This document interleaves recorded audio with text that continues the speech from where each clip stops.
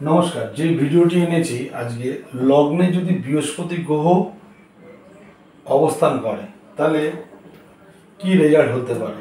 তাহলে 12টা ঘর আছে, 12টা লগ্ন। আজকে আলোচনা করছি বৃহস্পতি গ্রহকে নিয়ে। তাহলে একটা ছক আঁকলাম। এই ছকটি থেকে আপনাদের লগ্ন কোনটা জেনে নিন। তাহলে 12টা ঘর, 12টা লগ্ন, লগ্নটা হচ্ছে ফার্স্ট হাউস। তাহলে বৃহস্পতি লগ্নে যদি অবস্থান করে কি কি ফল দেয়। যদি বৃহস্পতি লগ্নে বৃহস্পতি থাকে, বৃহস্পতিকে অ্যাকচুয়ালি বলা হয় হচ্ছে, বৃহস্পতি হচ্ছে কল্পতরু, চমৎকার চিন্তামণি একটা গ্রহ। লগ্নের বৃহস্পতি ব্যক্তি পণ্ডিত, জাতক পণ্ডিত, জনহিতকর কর্মগুণে সমাজে খ্যাতি লাভ করে। তারা এরা পণ্ডিত এবং সমাজে খ্যাতি লাভ করে।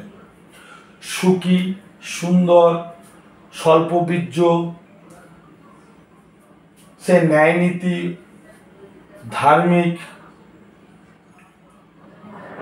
এবং লগ্নে বৃহস্পতি থাকলে অন্তরের যে আত্মা, অন্তরের মধ্যে যে আত্মাটা থাকে, স্বচিন্তা, কোনো বাজে চিন্তা করে না। অন্তরের যে আত্মাটা থাকে সেই আত্মাটা হচ্ছে সৎ চিন্তা করে লগ্নে বৃহস্পতি থাকলে। কিন্তু লগ্নে বৃহস্পতি থাকলে এদের ধনসম্পদ প্রচুর হয়ে থাকে, কিন্তু ভোগ নিমিত্ত মাত্র করে। সেইভাবে তারা ব্যয়ও করে না, সেইভাবে তারা ভোগও করে না। হয়তো বিশাল সম্পত্তির মালিক হতে পারে, কিন্তু ভোগ তারা সামান্য করে। লগ্নে বৃহস্পতি থাকলে কবি, সঙ্গীতপ্রিয়, দার্শনিক, দানশীল, সূচিপরায়ণ, সৌম্যদর্শন, ভোক্তা, রাজা, শ্রেষ্ঠজন হয়ে থাকে এবং পূজিত হয়ে থাকে। দেব ব্রাহ্মণ, সেবাপরায়ণ, নীতিজ্ঞান এবং বৃত্তশালী। দেব ও ব্রাহ্মণদের সেবাপরায়ণ, তারা সেবা করে, নীতিজ্ঞান ও বৃত্তশালী। আমি যে কথাগুলো বললাম এইগুলো হচ্ছে বৃহস্পতি তার নিজের ক্ষেত্রে থাকলে, উচ্চ জায়গায় থাকলে, ভালো ঘরে থাকলে, মিত্র গিয়ে থাকলে তবে এই ফলগুলো সম্পূর্ণ রেজাল্টটা পাওয়া যায়। কিন্তু এই রেজাল্টের তারতম্য হতে পারে। যেগুলো আমি বললাম তার উল্টোটা হতে পারে। দুষ্কৃতি হতে পারে, বুদ্ধিহীন হতে পারে, পেটের প্রবলেম হতে পারে, অম্বলের প্রবলেম, অম্বল, হজম, অ্যাসিডিটি, এসবের প্রবলেম হতে পারে, অল্প শিক্ষা হতে পারে, স্থায়ী বুদ্ধি নাও হতে পারে। তাহলে অপোজিট রেজাল্টও পাওয়া যায়। যেমন ভালো রেজাল্ট পাওয়া যায়, তেমন অপোজিট রেজাল্ট পাওয়া যায়। বৃহস্পতি এমনই একটা গ্রহ, খারাপ গ্রহের সঙ্গে থাকলেও সে কিছু না কিছু ভালো রেজাল্ট সে দেবেই। যতই পাপ ঘরে থাকুক, পাপক গ্রহের সঙ্গে থাকুক, পাপক গ্রহের দৃষ্টি পড়ুক, নিচুস্থ থাকুক, যাই হোক না কেন, ওর গুণ হচ্ছে ভালো কাজ করার চেষ্টা করে সে সর্বদা ভালো কাজ করবে। যদি 6, 8, 12 এই ঘরের যদি বৃহস্পতি যদি লগ্নে বসে থাকে, 6, 8, 12 বলতে এটা বৃহস্পতির ঘর, এটা বৃহস্পতির ঘর, ঠিক আছে। যদি 1, 2, 3, 4, 5, 6 যদি তুলা লগ্ন হয়, তাহলে এই 6 ঘরের বৃহস্পতি যদি এখানে আসে তা 6 হাউস হয়ে গেল।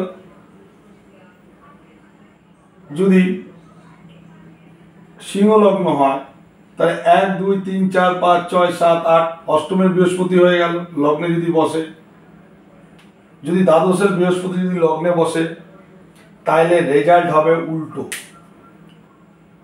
স্বল্প বুদ্ধি, বেশি দূর মেধা হবে না, দুষ্কৃত কার্য করে,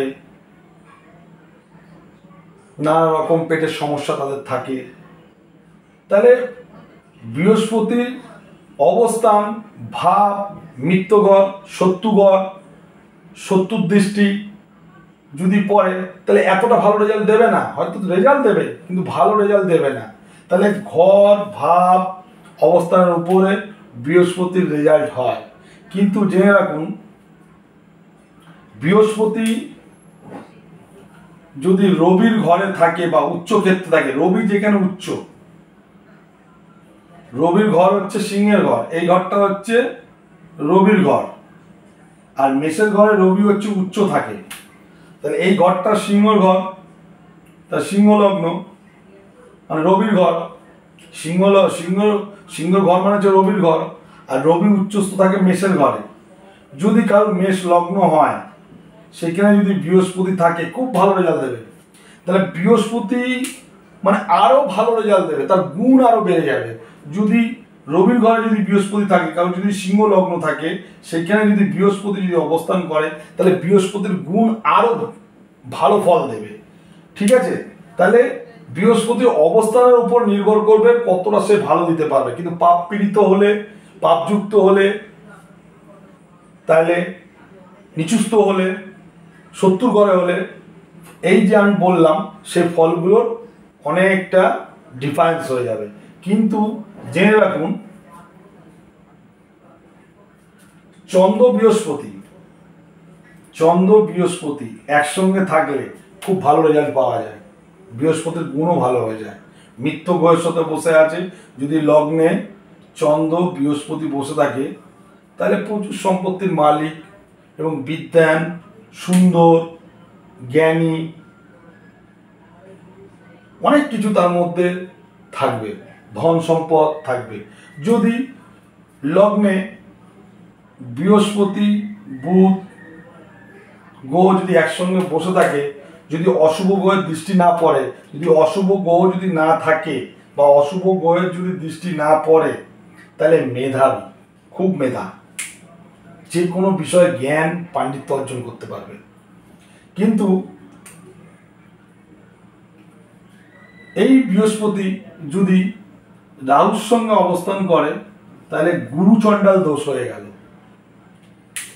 তাহলে লগ্নে থাকুক বা অন্য কোনো ঘরে থাকুক, তাহলে গুরু চণ্ডাল দোষ হয়ে গেল। তাহলে গুরু চণ্ডাল দোষ মানে হচ্ছে, মানে পিতা বা পিতার মতন যারা আছে, কাকা জ্যাঠা যে সমস্ত আছে, বা গুরুজন, এই সমস্ত লোকেদের কথা চট করে সে নেবে না, সে দুচ্ছাই করে দেবে।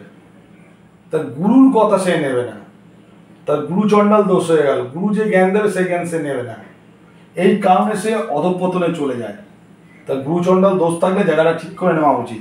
যদি দেখা যাচ্ছে বৃহস্পতি বসে আছে লগ্নে, লগ্নে যদি বৃহস্পতি বসে থাকে, লগ্নে বৃহস্পতি বসে আছে, যদি 1 2 3 4 5 6 7 মঙ্গল যদি এখানে বসে থাকে, বৃহস্পতি দৃষ্টি পড়লে অনেকটা মাঙ্গলিক কেটে যায়, মাঙ্গলিক দোষটা অনেকটা নষ্ট হয়ে যায়। তাহলে বৃহস্পতির শুভ দৃষ্টিতেও খারাপ গ্রহ ভালো ফল দেওয়া শুরু করে, অনেকটাই তার খারাপ ফল দেওয়া আটকে যায়। তাহলে বৃহস্পতি এমনই একটা গ্রহ, বিদ্যার ক্ষেত্রে বলুন, পাণ্ডিত্যের ক্ষেত্রে বলুন, বা সর্বত্র সেরা। যদি এ ঠিক জায়গায় ঠিক ঘরের মধ্যে বসে থাকে, ঠিক বলয়ে বসে থাকে, তাহলে রেজাল্ট খুব ভালো দেয়। ভিডিওটি ভালো লাগলে লাইক করুন এবং শেয়ার করুন। এরপরে শুধু আর পড়ে রয়েছে মঙ্গল। আমি রবি, রাহু, কেতু, চন্দ্র, বুধ, শুক্র, শনি, বৃহস্পতি 8টা গ্রহ করে ফেলেছি, আর মঙ্গলটা শুধু বাকি আছে। মঙ্গলটা আপনাদের লগ্নে মঙ্গল থাকলে কি হয়, ভালো ফল খারাপ ফল দুটোই জানাবো। তারপরে দ্বিতীয় ঘর, তৃতীয় ঘর, চতুর্থ ঘর, পঞ্চম ঘরে প্রত্যেকটা গ্রহের সম্বন্ধে জানাবো। আপনাদের যদি কোনো সমস্যা থাকে, যে সমস্যা যদি জর্জরিত হয়ে থাকেন, তাহলে নিশ্চয়ই সমাধান করার রাস্তা আছে, যোগাযোগ করতে পারেন। আমার নাম্বারটি হলো 8 4 7 6 1 6 0 3। ভিডিওটি ভালো লাগলে লাইক এবং শেয়ার করুন, আর আপনাদের যত প্রশ্ন আছে করতে পারেন, তার উত্তর অবশ্যই দেব। নমস্কার।